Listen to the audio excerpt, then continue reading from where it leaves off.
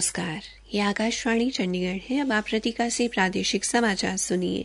हरियाणा के मुख्यमंत्री नायब सिंह ने आज रोहतक के सुनारिया स्थित पुलिस प्रशिक्षण महाविद्यालय में पासिंग आउट परेड में बतौर मुख्य अतिथि शिरकत की और परेड की सलामी ली।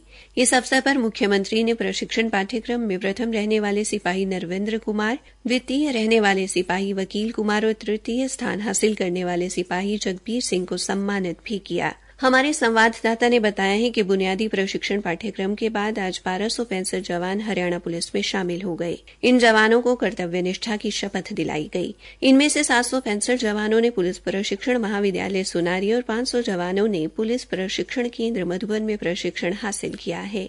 पुलिस महानिदेशक शत्रुजीत कपूर ने कहा कि भर्ती योग्यता के आधार पर पूर्ण रूप से पारदर्शी तरीके से की गई है। समारोह के दौरान अपने संबोधन में मुख्यमंत्री ने पुलिस जवानों की हौसला अफजाई की। उन्होंने कहा कि आज के बाद इन जवानों की असली जिम्मेदारी शुरू होगी। उन्होंने उम्मीद जताई कि सभी जवान मेहनत और लगन के साथ अपने कर्तव्य का पालन करेंगे। उन्होंने ये भी कहा कि सुरक्षा राज्य सरकार की जिम्मेदारी है और राज्य सरकार हरियाणा पुलिस को अग्रणी पुलिस बनाने के लिए कटिबद्ध है। बाद में पत्रकारों से बातचीत में मुख्यमंत्री ने कहा कि हरियाणा में भर्ती रोको गिरोह सक्रिय है। कोई भी सरकारी नौकरी के लिए भर्ती प्रक्रिया शुरू होती है तो ये गिरोह अदालत का रुख कर लेता है, लेकिन इसके बावजूद पारदर्शी तरीके से युवाओं को योग्यता के आधार पर नौकरी दी जा रही है। पत्रकारों से बातचीत में मुख्यमंत्री नायब सिंह ने केंद्रीय बजट की सराहना की।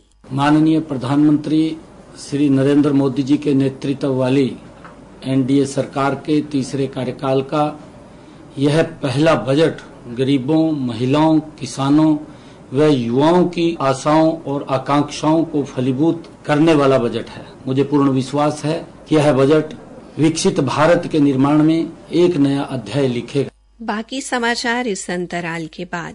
एक व्यक्ति जिसकी सुनने की क्षमता दोनों कानों से सामान्य से कम यानी 25 डेसिबल से कम हो तो उसे बहरापन है। बहरेपन के मुख्य कारण जन्म से सुनने में दोष, कान में संक्रमण, कान में मैल, कान में चोट लगना, ज्यादा शोर अथवा तेज संगीत सुनना। बहरेपन के मुख्य लक्षण आवाज की तरफ न मुड़ना, बातचीत के दौरान शब्दों को दोहराने के लिए बोलना, नजदीक से बोलने पर शब्दों को ना समझ पाना, टीवी एवं रेडियो को ऊंची आवाज में सुनना। राष्ट्रीय स्वास्थ्य मिशन, स्वास्थ्य विभाग हरियाणा द्वारा जनहित में जारी। सर्वोच्च न्यायालय ने नीट यूजी परीक्षा 2024 को रद्द करने और दोबारा परीक्षा कराने का आदेश देने से इनकार कर दिया है। इसके साथ ही देश भर में सरकारी और निजी मेडिकल कॉलेजों में स्नातक पाठ्यक्रमों में प्रवेश के लिए आज से दाखिला प्रक्रिया शुरू होने का मार्ग प्रशस्त हो गया है। देश के प्रधान न्यायाधीश डीवाई चंद्रचूड़ की अध्यक्षता वाली 3 न्यायाधीशों की पीठ ने कहा कि उपलब्ध साक्ष्य प्रश्न पत्र के प्रणालीगत लीक होने का संकेत नहीं देते और उनसे 5 मई को आयोजित परीक्षा की वैधता पर कोई दुष्प्रभाव नहीं पड़ता। पीठ ने कहा कि हमारा मानना है कि उपलब्ध साक्ष्यों के आधार पर नीट यूजी 2024 परीक्षा रद्द करना न्यायोचित नहीं है। पीठ ने यह भी कहा कि वर्तमान वर्ष के लिए परीक्षा को रद्द करने से 20 लाख से अधिक विद्यार्थियों के लिए गंभीर परिणाम होंगे और प्रवेश कार्यक्रम में व्यवधान आएगा।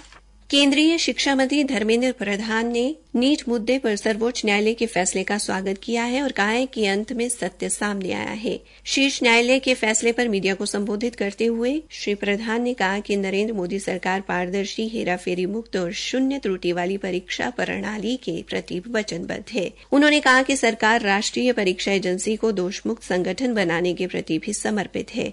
उन्होंने जोर देकर कहा कि नीट घोटाले में शामिल दोषियों को बख्शा नहीं जाएगा। हरियाणा के मुख्यमंत्री नायब सिंह ने फरीदाबाद के बल्लभगढ़ में ग्राम न्यायालय को चालू करने के लिए 6 पदों के सृजन को मंजूरी दी है। सरकार ने ग्रामीण क्षेत्र में न्यायिक बुनियादी ढांचा और पहुंच बढ़ाने के उद्देश्य से इस वर्ष 4 मार्च को फरीदाबाद के बल्लभगढ़ में ग्राम न्यायालय को अधिसूचित किया था।